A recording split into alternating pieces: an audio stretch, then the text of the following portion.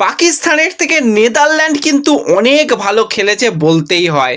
India কিন্তু match জিতলো 17 রানে, সেখানে নেদারল্যান্ড কিন্তু আজকে অনবদ্য ছিল এবং আবারও কিন্তু আমরা দেখলাম অভিষেককে হাঁস মারতে, এবং কেকেআরের জন্য বড় চিন্তার কারণ হতে পারে তাদের স্টার প্লেয়ার পাথি রানা। তো কি আপডেট রয়েছে তাকে নিয়ে সেটাও আলোচনা করে নেব। তার আগে একটাই রিকোয়েস্ট, চ্যানেলে যারা প্রথমবারের জন্য এসেছো মনে করে সাবস্ক্রাইব করে নিও।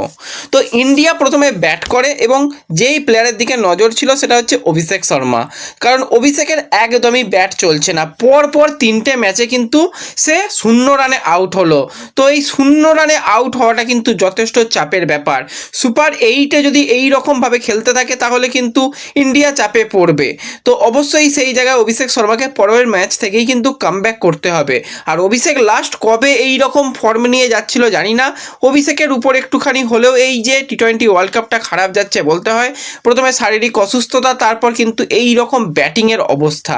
তো ওভারঅল তার জন্য খুব একটা ভালো যাচ্ছে না। ঈশান কিষান শুরুটা যেরকম করে বিধ্বংসী মেজাজেই করেছিল, 7 বলে 18 রান করে সে আউট হয়ে যায়। তো সেই জায়গায় মনে হচ্ছিল তিলক বর্মা হয়তো একটা আজকে বড় রান করবে, কিন্তু তিলক বেশ কিছুটা স্ট্রাগল করে। 27 বলে 31 রান টি20তে খুব ভালো কিছু রান নয়, কিন্তু সে ধরে রেখেছিল একদিকটা।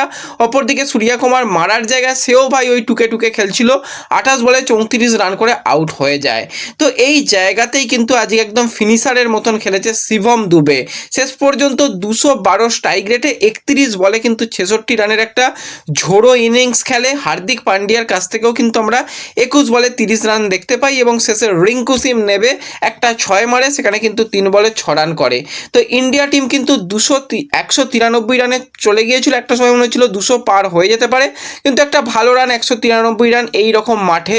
এবং সেই জায়গাতে নেদারল্যান্ড ভাই অনেক ভালো ফাইট দিয়েছে, কারণ আজকে নেদারল্যান্ড 176 রান করে ফেলেছিল 7 উইকেট হারিয়ে। তারা যদি আরেকটু ভালো স্ট্রাইক রেটে খেলতো আরও ম্যাচ কিন্তু ক্লোজ করে দিত। তাদের ওপেনাররা কিন্তু মোটামুটি একজন 20 রান, একজন 24 রান করে।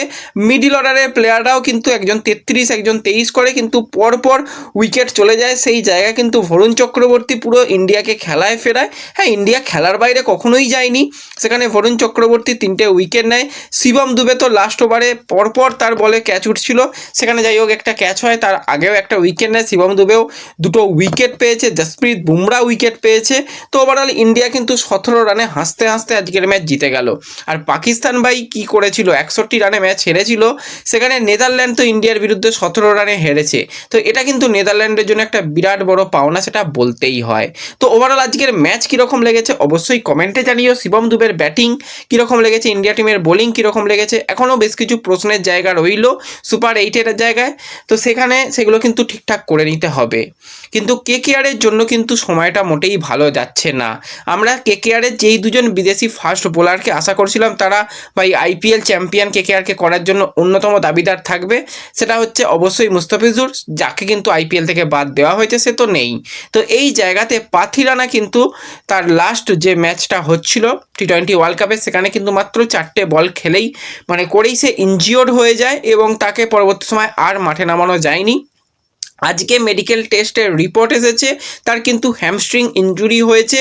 ইনজুরি খুব যে সিরিয়াস সেরকমটা নয়, অন্তত 4 সপ্তাহ তাকে বিশ্রাম নিতে হবে, তারপর কিন্তু সে মোটামুটি রিকভারির জায়গায় চলে আসবে। তো 4 সপ্তাহ তার খেলার মতন জায়গায় নেই, সে কিন্তু টি20 ওয়ার্ল্ড কাপ থেকে সম্পূর্ণরূপে ছিটকে গেল। আইপিএল শুরু হতেও প্রায় এখনও 1.5 মাস মতন বাকি রয়েছে, তো 1 মাস তো তার বলতে গেলে পুরোপুরি রেস্টে চলে যাবে, তারপর রিকভারি করতে হবে। রিকভারি করে তাকে ফিরতে ফিরতে হয়তো কেকেআরের 1-2 ম্যাচ সে মিস করতে পারে। এবার যদি ইনজুরি থেকে সে তাড়াতাড়ি রিকভার হয়ে যায় তাহলে সব ম্যাচই খেলবে, আর যদি ইনজুরি দেখা যায় যে না রিকভার হচ্ছে না তাহলে কিন্তু কেকেআরকে যথেষ্ট চাপে পড়তে হবে। হার্ষিদ রানা সে তো আইপিএল আর খেলছে না, আইপিএল মিস করতে চলেছে, সেটা কনফার্ম হয়ে গেছে। তো এখনও পর্যন্ত যে মুস্তাফিজুরের পরিবর্তককে কেকেআর খুঁজে পায়নি, তার উপর এই প্লেয়ারের ইনজুরি, এটা কিন্তু একটা বড় ধাক্কা কেকেআরের জন্য বলতেই হয়। তো দেখা যাক, যদি তাড়াতাড়ি পাথি রানা সুস্থ হয়ে ফিরে আসে তাহলে কিন্তু সেটা কেকেআরের জন্য ভালো হবে, এবং যদি সে বেশিরভাগ ম্যাচ মিস করে সেটা কেকেআরের জন্য বিরাট বড় খারাপ হতে চলেছে, সেটা এখন থেকেই বলা যায়। তো ব্যাস এই ভিডিওতে এই আপডেটগুলোই দেওয়ার ছিল। ভিডিও ভালো লাগলে লাইক শেয়ার করে দিও, চ্যানেলে প্রথমবারের জন্য এলে সাবস্ক্রাইব করে নিও। দেখা হবে পরবর্তী ভিডিওতে, ধন্যবাদ।